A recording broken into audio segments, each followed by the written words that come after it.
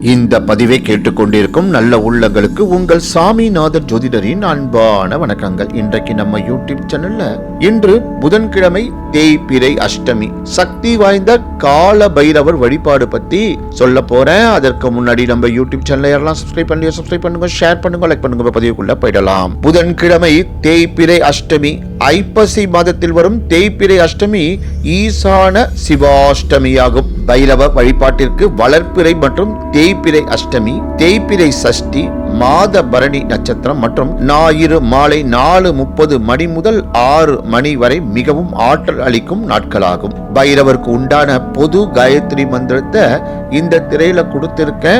அந்த மந்திரத்தை இந்த அற்புதமான தேய்பிறை அஷ்டமி நாளில் சொல்லி வரலாம். அருகில் இருக்கும் ஆலயத்துக்கு சென்று பைரவரை வழிபடலாம். நவகிரக தோஷங்கள் நீங்க சதுர்கால பைரவருக்கு செவ்வரளி பூவால் 9 வாரங்கள் சகஸ்ர நாமா அர்ச்சனை செய்ய வேண்டும். வறுமை நீங்க வளர்ப்பிறை அஷ்டமியில் ராகு கால நேரத்தில் வில்வம் மற்றும் வாசனை மலர்களால் அஷ்டோத்திரமோ சகஸ்ரநாமமோ அர்ச்சனை செய்து 11 பைரவ தீபங்கள் ஏற்ற வேண்டும். அஷ்டமிகளில் தொடர்ந்து வழிபட வேண்டும். புதன்கிழமை என்று ராகு காலத்தில் மறி கொழுந்து மாலை அணிவித்து பயத்தம் பருப்பு சாதம் படைத்து அர்ச்சனை செய்ய மாணவர்கள் கல்வியில் சிறந்து விளங்கலாம். தடையின்றி விரும்பிய கல்வியை கற்று முதலிடம் பெறலாம். ஓம் கால பைரவா போற்றி. நன்றி, வணக்கம், வாழ்க வளமுடன்.